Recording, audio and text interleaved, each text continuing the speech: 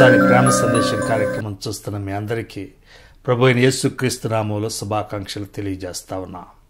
ప్రవక్తలలో ప్రభు అయిన యేసుక్రీస్తు అనే అంశాన్ని మనం ధ్యానం చేస్తా ఉన్నాం. ఈరోజు కూడా కొన్ని విషయాలు యెషయా గ్రంథంలో నుండి మనం చూద్దాం. ముందుగా ఒక చిన్న పాట విందాం. యేసు నన్ను ప్రేమించినావు,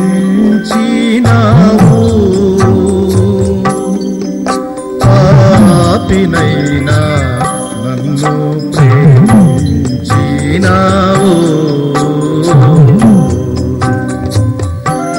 యేసు నన్ను ప్రేమించినావు, పాపినైనా నన్ను ప్రేమించినావు.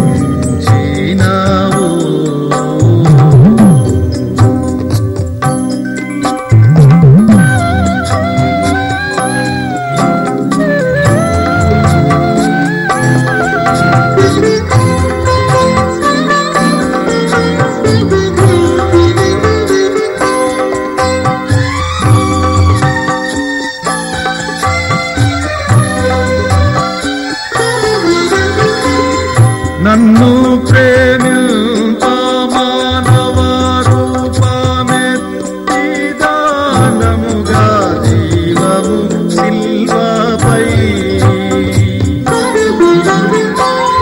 నన్ను ప్రేమింప మానవ రూపమెత్తి దానముగా జీవము సిల్వపై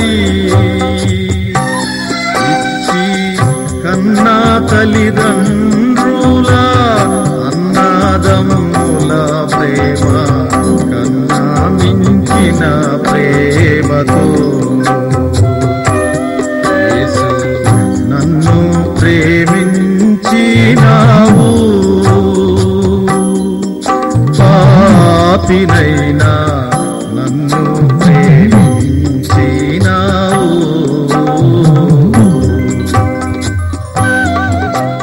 మా అమ్మ రాజాబాయి గారు రాసినటువంటి పుస్తకం తప్పిపోయిన కుమారుడు ఇప్పుడు లభ్యమవుతా ఉంది.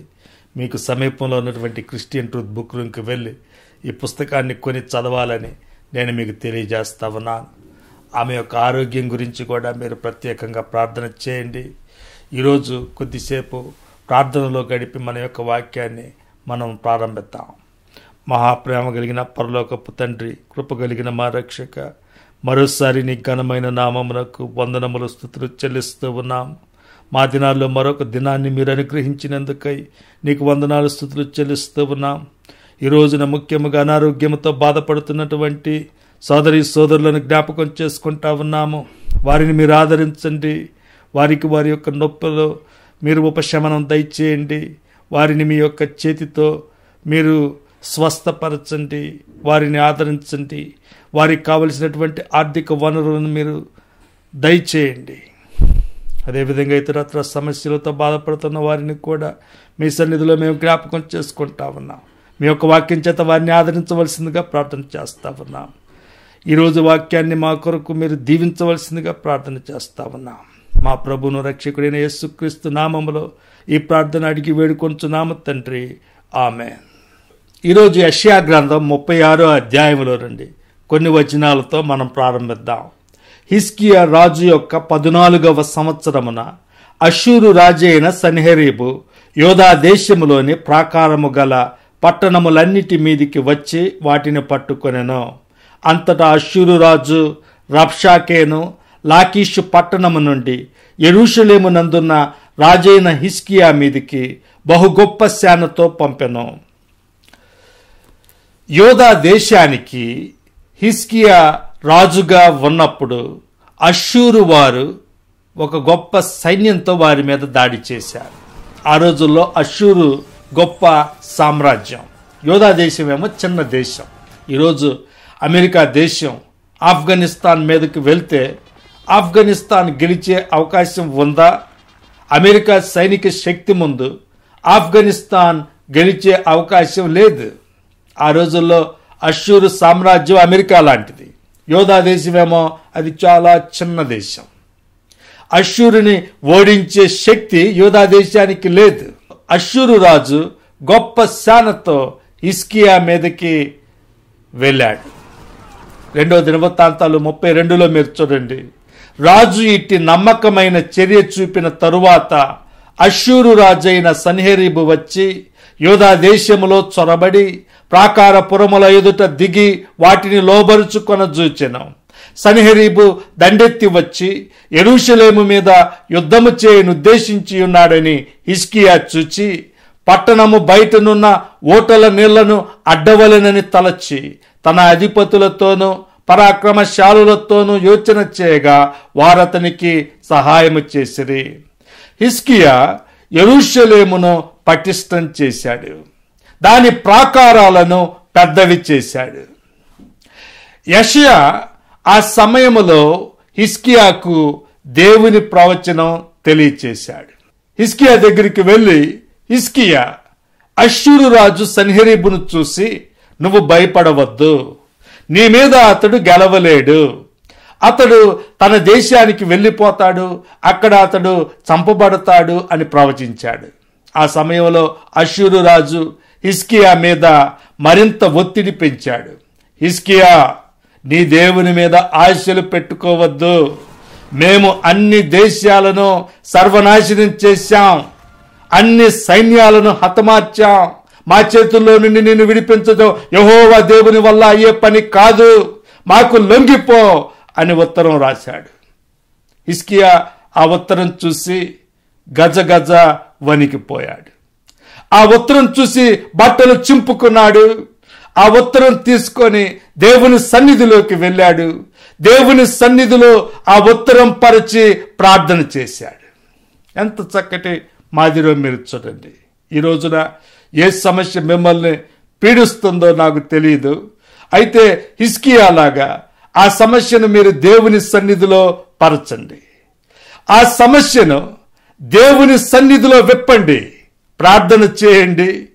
హిజ్కియా ఏమని ప్రార్థన చేశాడంటే, యెహోవా కెరూబుల మధ్యను నివసించుచున్న ఇశ్రాయేలీయుల దేవా, భూమి ఆకాశములను కలుగజేసిన అద్వితీయ దేవా, నీవు లోకమందున్న సకల రాజ్యములకు దేవుడవై ఉన్నావు.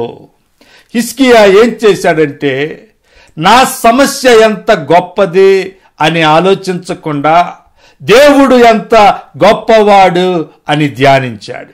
మనం చేయాల్సింది కూడా అదే. మనం మన పరిస్థితులను చూస్తే దిగ్భ్రాంతి కలుగుద్ది. మన వైపు మనం చూసుకుంటా ఉంటే దిగులు, డిప్రెషన్ రావటం ఖాయం.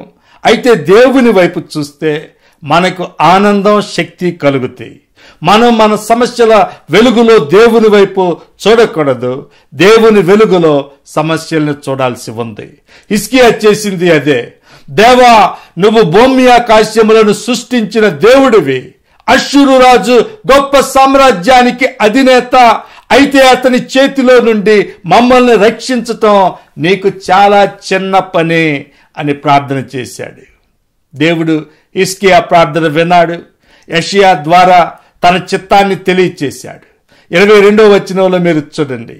సియోను కుమారి అయిన కన్యక నిన్ను దూషణ చేయుచున్నది, ఆమె నిన్ను అపహాస్యము చేయుచున్నది.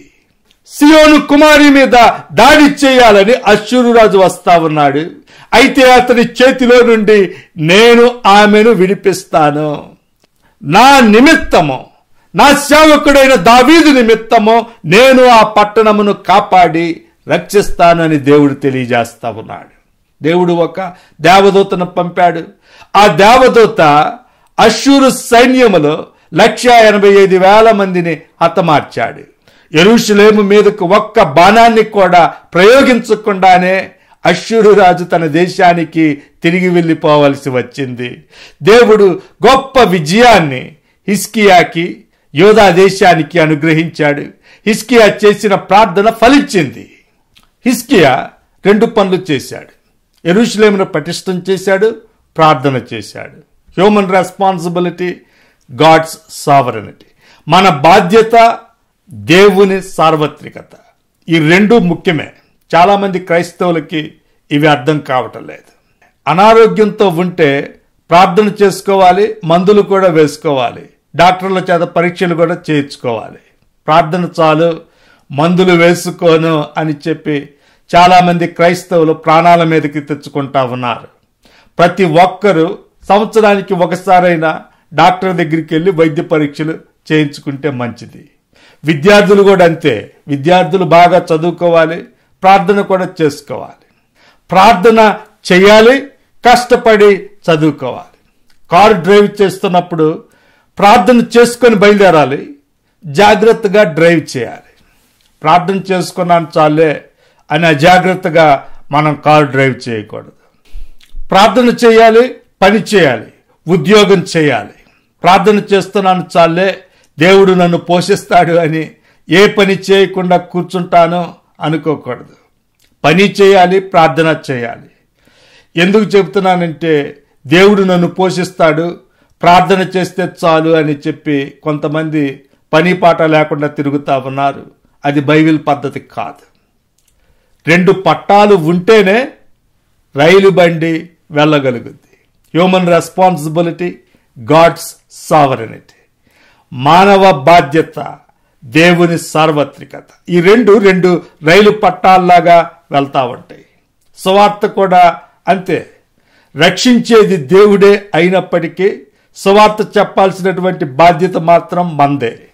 హిజ్కియా 2 చేశాడు.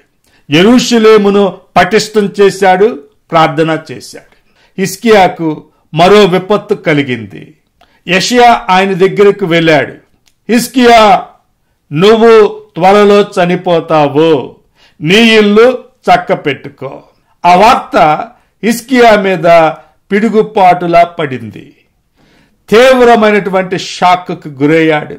తన ముఖాన్ని గోడ వైపు తిప్పుకున్నాడు ప్రైవసీ కోసం. అతడు తన ముఖమును గోడ తట్టు త్రిప్పుకొని, యెహోవా యథార్థ హృదయుడనై సత్యముతో నీ సన్నిధిని నేనెట్లు నడుచుకొంటినో, నీ దృష్టికి అనుకూలముగా సమస్తమును నేనెట్లు జరిగించితినో కృపతో జ్ఞాపకము చేసుకొనుమని హిజ్కియా కన్నీళ్లు విడుచుచు యెహోవాను ప్రార్థింపగా, యెహోవా వాక్కు యెషయాకు ప్రత్యక్షమై ఎలాగు సెలవిచ్చెనో, నీవు తిరిగి హిజ్కియా యొద్దకు పోయి అతనితో ఇట్లనుమో, నీ పితరుడైన దావీదునకు దేవుడైన యెహోవా నీకు సెలవిచ్చున్నదేమనగా, నీవు కన్నీళ్లు విడుచుట చూచి తిని నీ ప్రార్థన నేను అంగీకరించి ఉన్నాను. ఇంకా 15 సంవత్సరముల ఆయుష్యమో నీకిచ్చెదను. దేవుడు తన కృప చొప్పున 15 సంవత్సరాల ఆయుష్ను హిజ్కియాకు అనుగ్రహించాడు. హిజ్కియా అప్పుడు ఒక కీర్తన రచించాడు. 38వ అధ్యాయం 12వ వచనంలో మనం చూస్తాం. నా నివాసము పెరికివేయబడెను, గొర్రెల కాపరి గుడిసెవలే అది నా యొద్ద నుండి ఎత్తుకొని పోబడెను. నేయువాడు తన పని చుట్టుకొనున్నట్లు నేను నా జీవము ముగించుచున్నాను. ఆయన నన్ను బద్దె నుండి కత్తిరించుచున్నాడు. ఒక దినములోగా నీవు నన్ను సమాప్తి చేయుచున్నావు. ఆ అనారోగ్యం తర్వాత హిజ్కియా తన జీవితం ఎంత అల్పమైందో గ్రహించాడు. నా జీవితం గొర్రెల కాపరి గుడిసి వలె ఉంది అంటున్నాడు. అపోస్తలుడైన పౌలు మాటలు మనకిక్కడ జ్ఞాపకం వస్తాయి. 2 కొరింథీ 5లో ఆయన ఏమని రాశాడంటే, భూమి మీద మన గుడారమైన ఈ నివాసము శిథిలమైపోయినను చేతి పని కాక దేవుని చేత కట్టబడినదియు నిత్యమైనదియునైన నివాసము పరలోకమందు మనకున్నదని ఎరుగుదము. హిజ్కియా అన్న మరో మాట మనం చూద్దాం. నేయువాడు తన పని చుట్టుకొనున్నట్లు నేను నా జీవము ముగించుచున్నాను. మన జీవితం దేవుడు నేర్చే ఒక వస్త్రం లాంటిది. ఒకసారి నేను రేపల్లిలో ఒక నేత కార్మికుని ఇంటికి వెళ్ళాను. ఆయన నేస్తా ఉన్నాడు. కొంచెం దిగువన ఆయన కుమారుడు దారాలు అందిస్తా ఉన్నాడు. నేత వస్త్రం దారాలు అందించే వాడికి ఆ పైన ఉన్నటువంటి డిజైన్ కనబట్టలేదు. అయినా దారాలు అందిస్తానే ఉన్నాడు. నేను పైకి వెళ్ళి చూస్తే అప్పుడు ఆ నేత వస్త్రం మీద డిజైన్ నాకు కనిపించింది. మన జీవితం కూడా దేవుడు నేర్చేటటువంటి ఒక వస్త్రం లాంటిదే. నేర్చేవాడు ఆయనే, మన పని దారాలు అందించడమే. మన మీద ఆయన గీచే డిజైన్ మనకు ఇప్పుడు కనిపించకపోవచ్చు, కానీ భవిష్యత్తులో ఆయన మన మీద గీచినటువంటి డిజైన్ మనం చూస్తాం, ఆనందిస్తాం. హిజ్కియా మాటల్లో మనం ఆ నిరీక్షణని చూస్తా ఉన్నాం. నేయువాడు తన పని చుట్టుకొనున్నట్లు నేను నా జీవము ముగించుచున్నాను, ఒక దినములోగా నీవు నన్ను సమాప్తి చేయుచున్నావు. ఈ మధ్యలో ఒక న్యూస్ చదివాను. ఒక ఆమె తన బిడ్డను ఇంటి పక్క వారికి ఇచ్చి మార్కెట్కి వెళ్ళింది. ఆ బిడ్డకి 1 సంవత్సరం వయస్సు. తల్లి వెళ్ళిపోయిన తర్వాత ఆ పసిపాప ఏడుస్తూ ఉంది. ఇంటి పక్క వ్యక్తి విసుగు చెంది ఆ పాపను మంచం మీదకు విసిరేసింది. ఆ పాప ప్రాణాలు కోల్పోయింది. ఆ వార్త తెలిసి తల్లి నిలువునా కూలిపోయింది. నా బిడ్డ నవ్వు కోసం ఏమైనా ఇస్తాను, నా బిడ్డ ఏడుపు కోసం ఆ ఏడుపు వినటానికి, ఆ నవ్వు వినటానికి ఏమైనా త్యాగం చేస్తానంది. మన ఆత్మీయులను మనం ఎప్పుడైనా కోల్పోవచ్చు. వారు ఉన్నప్పుడే వారి యొక్క సాన్నిహిత్యాన్ని మనం ఆస్వాదించాల్సి ఉంది. హిజ్కియా మాటల్లో ఆ సెంటిమెంట్నే మనం చూస్తా ఉన్నాం. ఒక దినములోగా నీవు నన్ను సమాప్తి చేయుచున్నావు. కీర్తన 90లో 12వ వచనంలో మనం చదువుతాం, మాకు జ్ఞాన హృదయము కలుగునట్లుగా చేయుము, మా దినములు లెక్కించుటకు మాకు నేర్పము. అంజూరపు పండ్ల ముద్దతో హిజ్కియా పుండుకు మందు కట్టండి అని యెషయా సెలవిచ్చాడు. ఆ మందు కట్టుకున్న తర్వాత హిజ్కియా స్వస్థత పొందాడు. ఇప్పుడు మనం ఈ విధంగా ఆలోచిద్దాం. హిజ్కియాకి స్వస్థత కలగలేదు అనుకున్నాం. దేవుడు ఫెయిల్ అయినట్ట? దేవుడు నిన్ను స్వస్థపరచలేదా? నీకు విశ్వాసం లేదయ్యా, నీకు విశ్వాసం లేదమ్మా, అందుకనే నీకు స్వస్థత కలగలేదు అనేవాళ్ళు ఉన్నారు. అది తప్పు. గాడ్స్ సావరెనిటీని మనం అర్థం చేసుకోవాలి. మనం ఎంత ప్రార్థన చేసినా దేవుడు మనల్ని స్వస్థపరచకపోవచ్చు. దేవుడు కొన్నిసార్లు ఆ అనారోగ్యంతోనే మనల్ని ఉంచవచ్చు, లేకపోతే తన ఇంటికి పిలుచుకోవచ్చు. అమెరికాలో రిక్ వారెన్ అనేటటువంటి ఒక సువార్తికుడు ఉన్నాడు. ఆయనకి మాథ్యూ అనే కుమారుడు ఉన్నాడు. ఆ మాథ్యూకి మానసిక రోగాలు ఉన్నాయి. రిక్ వారెన్ 27 సంవత్సరాలు మాథ్యూ కోసం ప్రార్థన చేశాడు. మాథ్యూ ఒకరోజు మానసిక ఒత్తిడిని తట్టుకోలేక ఆత్మహత్య చేసుకున్నాడు. రిక్ వారెన్ కుమారుని ఆత్మహత్య చూసి చాలా కృంగిపోయాడు. 27 సంవత్సరాలు మాథ్యూ కోసం ప్రతిరోజు ప్రార్థన చేశాను, అయినప్పటికీ మాథ్యూని దక్కించుకోలేకపోయాను. అయితే ఆ కష్టాల్లో కూడా దేవుడు నన్ను ఓదార్చాడు. యెషయా 43 ద్వారా నాతో మాట్లాడాడు అన్నాడు. నీవు జలములలో బడి దాటునప్పుడు నేను నీకు తోడయ్యుందును, నదులలో బడి వెళ్ళునప్పుడు అవి నీ మీద పొర్లిపారవు, నీవు అగ్ని మధ్యను నడుచునప్పుడు కాలిపోవు, జ్వాలలు నిన్ను కాల్చవు. మనం ప్రార్థన చేస్తాం, దేవుడు మనల్ని ప్రతిసారి స్వస్థపరచకపోవచ్చు, కానీ తన సన్నిధిని మాత్రం మనకు నిత్యం అనుగ్రహిస్తా ఉన్నాడు. మనకు స్వస్థత కలిగినా కలగకపోయినా మనం దేవుణ్ణి స్తుతిస్తానే ఉంటాం. కీర్తన 126లో మీరు చూడండి, అప్పుడు యెహోవా వీరి కొరకు గొప్ప కార్యములు చేసెనని అన్యజనులు చెప్పుకొనిరి. యెహోవా మన కొరకు గొప్ప కార్యములు చేసి ఉన్నాడు, మనము సంతోష భరితులమైతిమే. హిజ్కియా, యెషయాలు చాలా ఆందోళనకరమైనటువంటి సమయంలో జీవించారు. ఒకవైపు అష్షూరీయులు వారి మీదకి వస్తా ఉన్నారు, ఇంకోవైపు బబులోనీయులు వారి మీదకి రావటానికి సిద్ధమవుతా ఉన్నారు. ఆ సమయంలో దేవుడు యెషయాకి రాబోయే మెస్సియా రక్షకుడి గురించి వాగ్దానాలు చేశాడు. ఆ వాగ్దానాల్లో యేసుక్రీస్తు మనకి 7 రకాలుగా కనిపిస్తున్నాడు. ఇంతకుముందు కొన్ని చూశాం. పరివర్తన తెచ్చే తండ్రి, పరిశుద్ధత కోరే దేవుడు, పరిచర్య చేసే సేవకుడు, పరిహారం చేసే రక్షకుడు, పరిష్కారం చేసే మధ్యవర్తి, పరిపాలన చేసే రాజు, పరిపూర్ణం చేసే మానవుడు. ఈరోజు కూడా కొన్ని విషయాలు చూద్దాం. ఆయన పరిచారం చేసే సేవకుడు. యెషయా 42లో నుండి కొన్ని వచనాలు మనం చూద్దాం. ఇదిగో నేను ఆదుకోను నా సేవకుడు, నేను ఏర్పరచుకొనిన నా ప్రాణమునకు ప్రియుడు, అతని యందు నా ఆత్మను ఉంచి ఉన్నాను. అతడు అన్యజనులకు న్యాయము కనపరచును. అతడు కేకలు వేయుడు, అరువడు, తన కంఠ స్వరము వీధిలో వినబడనీయడు.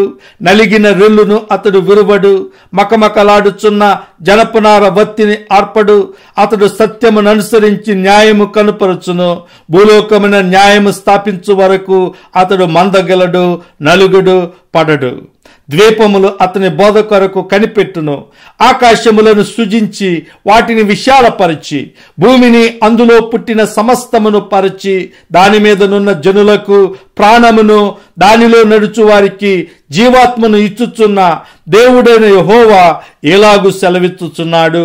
గుడ్డివారి కన్నులు తెరచుటకును, బంధింపబడిన వారిని చెరసాలలో నుండి వెలుపలికి తెచ్చుటకును, చీకటిలో నివసించు వారిని బందీ గృహములో నుండి వెలుపలికి తెచ్చుటకును, యెహోవానగు నేనే నీతి విషయములలో నిన్ను పిలిచి నీ చేయి పట్టుకొని ఉన్నాను.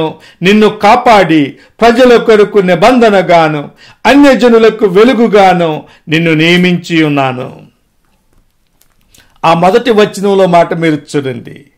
ఇదిగో నేను ఆదుకోను నా సేవకుడు. Behold my servant. దేవుడు పంపిన ఈ సేవకుడు ఎవరు? ప్రభు అయిన యేసుక్రీస్తే. ఆయన గురించే ఈ ప్రవచనాలు రాయబడ్డాయి. ఈ సేవకుడు చేసేటటువంటి కార్యాలు ఏంటి? యెషయా 61 నుండి మనం కొన్ని వచనాలు చూద్దాం. ప్రభువగు యెహోవా ఆత్మ నా మీదికి వచ్చి ఉన్నది, దీనులకు సువర్తమానము ప్రకటించుటకు యెహోవా నన్ను అభిషేకించెను.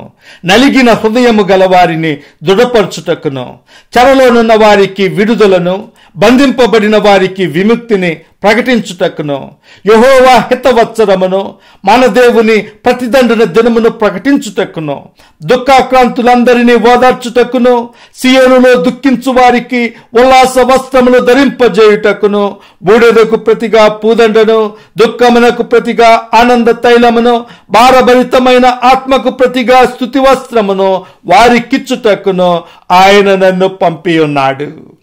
ఈ మాటలు ఎవరి గురించి రాయబడ్డాయి? లోకాసు వార్త 4వ అధ్యాయంలో కూడా మనం కొన్ని వచనాలు చూద్దాం. లోకాసు వార్త 4వ అధ్యాయము 16వ వచనం. తరువాత ఆయన తాను పెరిగిన నజరేతునకు వచ్చెను. తన వాడుక చొప్పున విశ్రాంతి దినమందు సమాజ మందిరములోనికి వెళ్లి చదువుటకై నిలుచుండగా ప్రవక్త అయిన యెషయా గ్రంథము ఆయన చేతికి ఇయ్యబడెను. ఆయన గ్రంథము విప్పగా, ప్రభువు ఆత్మ నా మీద ఉన్నది, పేదలకు సువార్త ప్రకటించుటకై ఆయన నన్ను అభిషేకించెను. చెరలోనున్న వారికి విడుదలను, గుడ్డి వారికి చూపును కలుగునని ప్రకటించుటకును, నలిగిన వారిని విడిపించుటకును, ప్రభువు హితవత్సరము ప్రకటించుటకును ఆయన నన్ను పంపి ఉన్నాడు అని రాయబడిన చోటు ఆయనకు దొరికెను. ఆయన గ్రంథము చుట్టి పరిచారకునికిచ్చి కూర్చుండెను. సమాజ మందిరములోనున్న వారందరూ ఆయనను తెరిచుడగా ఆయన, నేడు మీ వినికిడిలో ఈ లేఖనము నెరవేరినదని వారితో చెప్పసాగెను. అప్పుడు అందరూ ఆయనను గూర్చి సాక్ష్యమిచ్చుచు ఆయన నోటి నుండి వచ్చిన దయగల మాటలకు ఆశ్చర్యపడిరి. నజరేతు గ్రామములో ప్రభు అయిన యేసుక్రీస్తు యూదుల సమాజ మందిరంలోకి వెళ్ళాడు. వారు ఆయనకి బైబిల్ గ్రంథాన్ని ఇచ్చారు. అంటే ఆ రోజుల్లో పాత నిబంధన గ్రంథం. ఆయన యెషయా 61వ అధ్యాయం నుండి వారికి చదివి వినిపించాడు. యెషయా చెప్పిన ఈ ప్రవచనాలు నా గురించే అని అన్నాడు. ఆ మాట విని వాళ్ళంతా ఆశ్చర్యపోయారు. లోకాసు వార్త 4లో మరోసారి మీరు చూడండి. ప్రభువు హితవత్సరము ప్రకటించుటకు ఆయన నన్ను పంపి ఉన్నాడు అని అక్కడ ఆపేశాడు. మన దేవుని ప్రతిదండన దినమును ప్రకటించుటకు అన్న మాటలు ఆయన పలకలేదు. ఎందుకని? ఆ వచనంలో మొదటి రాకడ, రెండో రాకడ రెండూ ఉన్నాయి. మొదటి రాకడలో ప్రభువు హితవత్సరము ప్రకటించటానికి వస్తాడు. రెండో రాకడలో దేవుని ప్రతిదండన దినం ప్రకటించడానికి వస్తాడు. ఆ భేదాన్ని మనం గమనించాలి. యెషయా 61:2లో యేసు క్రీస్తు యొక్క మొదటి రాకడ, రెండవ రాకడ రెండు ఉన్నాయి. మొదటి రాకడలో ప్రభువు హితవత్సరము ప్రకటిస్తాడు, the acceptable year of the Lord. రెండవ రాకడలో దేవుని ప్రతిదండన దినాన్ని ప్రకటించడానికి వస్తాడు, the day of vengeance of our God. దేవుని సేవకుడు యేసు క్రీస్తు తన మొదటి రాకడలో మన పాప భారాన్ని శిలువ మీద మోశాడు. యెషయా 50లో ఆయన పొందేటటువంటి శ్రమల గురించి మనం చదువుతాం. కొట్టువారికి నా వీపును అప్పగించి తిని, వెంట్రుకలు పెరికివేయు వారికి నా చెంపలను అప్పగించి తిని, ఉమ్మివేయు వారికి, అవమానపరచు వారికి నా ముఖము దాచుకొనలేదు. దేవుని సేవకుడు ప్రభువైన యేసు క్రీస్తు శిలువ శిక్షను సహితం అంగీకరించాడు. ఆయన యొక్క వినయం, ఆయన యొక్క సేవ దేవుని హృదయాన్ని సంతోషపెట్టినాయి. యెషయా 52లో అందుకని ఆయన ఏమంటా ఉన్నాడంటే, ఆలకించుడి, నా సేవకుడు వివేకముగా ప్రవర్తించును, అతడు హెచ్చింపబడి పరిశుద్ధుడై మహాగణుడుగా ఎంచబడును. మత్తయి సువార్తలో కూడా ఈ యొక్క మాటలే రాయబడ్డాయి. మత్తయి సువార్త 12:17లో మనం చదువుతాం, ప్రవక్త అయిన యెషయా ద్వారా చెప్పినది నెరవేరునట్లు అలాగు జరిగెను. అదేమనగా, ఇదిగో ఈయన నా సేవకుడు, ఈయనను నేను ఏర్పరచుకొంటిని, ఈయన నా ప్రాణమునకిష్టుడైన నా ప్రియుడు, ఈయన మీద నా ఆత్మనుంచెదను, ఈయన అన్యజనులకు న్యాయ విధిని ప్రచురము చేయును. ఇదిగో నా సేవకుడు, బిహోల్డ్ మై సర్వెంట్. దేవుడు తన యొక్క సేవకుడు ప్రభు అయిన యేసు క్రీస్తును ఈ రోజున మనకు చూపిస్తా ఉన్నాడు. ఆ సేవకుడిని చూసి మనం ఏమి నేర్చుకుంటున్నాం? ఆ సేవకుడిని చూసి మనం కూడా సేవకులం కావాలి అన్నదే దేవుని యొక్క ఉద్దేశం.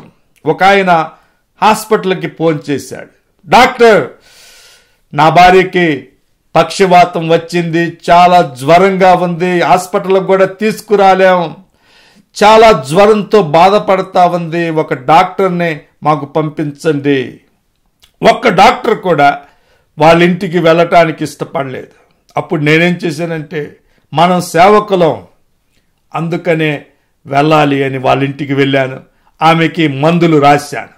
యేసు క్రీస్తు అనే సేవకుణ్ణి దేవుడు మన ముందు ఉంచాడు, ఆయన వైపు చూస్తా మనం సేవ చేయాలి. ఈ మధ్యలో ట్విట్టర్లో ఒక ఆయన జోక్ పెట్టాడు, మీరు ప్రధానమంత్రి కోసం పనిచేస్తారా అని ఒక ఆయన ఆయన్ని అడిగాడు. కాదు, ప్రధానమంత్రి నా కోసం పనిచేస్తాడు అని ఆయన జవాబిచ్చాడు. ఆ ట్వీట్ ప్రధానమంత్రి నరేంద్ర మోడీకి కనబడింది. ఆయన దానికి స్పందించాడు, కరెక్ట్గా చెప్పావయ్యా, ప్రతి భారతీయుడికి నేను ప్రధాన సేవకుణ్ణి అని రాశాడు. ప్రధాన్ సేవక్, పబ్లిక్ ఆఫీస్లో ఉండే వాళ్ళంతా ప్రధాన సేవకుల్లాగా ఉండాలి అనేది క్రైస్తవ భావజాలంలో చాలా ముఖ్యమైనది. యేసు క్రీస్తునందు సాక్షాత్తు దేవుడే తన ప్రజలకు సేవకుడు అయ్యాడు. మీది ఏ వృత్తి అయినప్పటికీ, డాక్టర్ అవ్వండి, ఇంజనీర్ అవ్వండి, నర్స్ అవ్వండి, టీచర్ అవ్వండి, ప్రొఫెసర్ అవ్వండి, లారీ డ్రైవర్ అవ్వండి, టాక్సీ డ్రైవర్ అవ్వండి, క్లీనర్ అవ్వండి, వంట మనిషి అవ్వండి, ఏ వృత్తి చేస్తున్నారన్నది ముఖ్యం కాదు. మీరు ఏ పని చేసినా యేసు క్రీస్తు అనే ఈ సేవకుడిని చూసి చెయ్యండి అని దేవుడు మనకి ఆజ్ఞాపిస్తా ఉన్నాడు. బెంజమిన్ అనే నా స్నేహితుడు నిన్న నా దగ్గరికి వచ్చాడు. ఆయనకు ఈ మధ్యలో పెద్ద యాక్సిడెంట్ అయింది. రోడ్డు మీద డ్రైవ్ చేసుకుంటా వెళ్తా ఉన్నాడు. 2 జింకలు సడన్గా రోడ్డు మీదకి వచ్చినాయి. వాటిని తప్పించటానికి స్టీరింగ్ వీల్ పక్కకి తిప్పాడు. కారు తీసుకెళ్లి చెట్టు గుద్దాడు, పొట్ట పగిలింది. ఇంత బతికి రోడ్డు పక్కన దిక్కులేని చావు దాస్తా ఉన్నాను అని ఆయన ప్రాణాల మీద ఆశలు వదిలేసుకున్నాడు. అప్పుడు ఒక యువతి అంబులెన్స్కి ఫోన్ చేసింది, ఆయన ప్రాణాలను కాపాడింది. చావని నాకెందుకు వీడి గొడవ అనుకోకుండా ఆ యువతి సహాయం చేసింది. దేవుడు పంపిన సేవకుని గురించి ఈరోజు మనం చూసాం. యెషయా 61:2లో యేసు క్రీస్తు మొదటి రాకడ, రెండవ రాకడ రెండు మనం చూసాం.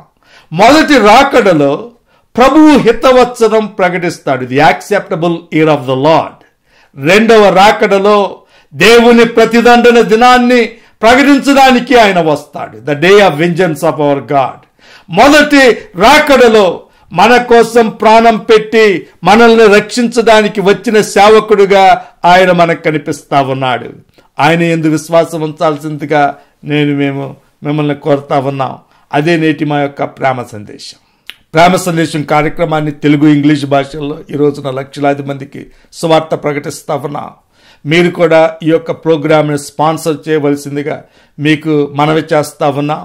మాకు ఈమెయిల్ ఇవ్వండి, లేకపోతే మా యొక్క బ్యాంకు వివరాలు నోట్ చేసుకోండి. ఈ యొక్క సేవను కొనసాగించడానికి మీ యొక్క డొనేషన్స్ని మేము ఆహ్వానిస్తా ఉన్నాం. మీరు పంపే ప్రతి రూపాయిని మేము కేవలము సువార్త ప్రకటించడానికే వినియోగిస్తాం. కాబట్టి ఈ యొక్క ప్రోగ్రామ్ను స్పాన్సర్ చేయడానికి మీరు ముందుకు రండి. మీ యొక్క ఫోటో, పేరు కూడా ముందు ప్రచురిస్తాం. Thank you very much. తల్లి గర్భమునానే ధరింపబడినప్పుడే దురితున్ననయ్యుంటిని. తల్లి గర్భమునానే ధరింపబడినప్పుడే దురితున్ననయ్యుంటిని. చేయబడెడు ఎల్లా కార్యములెప్పుడు ఏక్ష్యంబులై ఉండగా యేసు నన్ను ప్రేమించినావు, పాపినైనా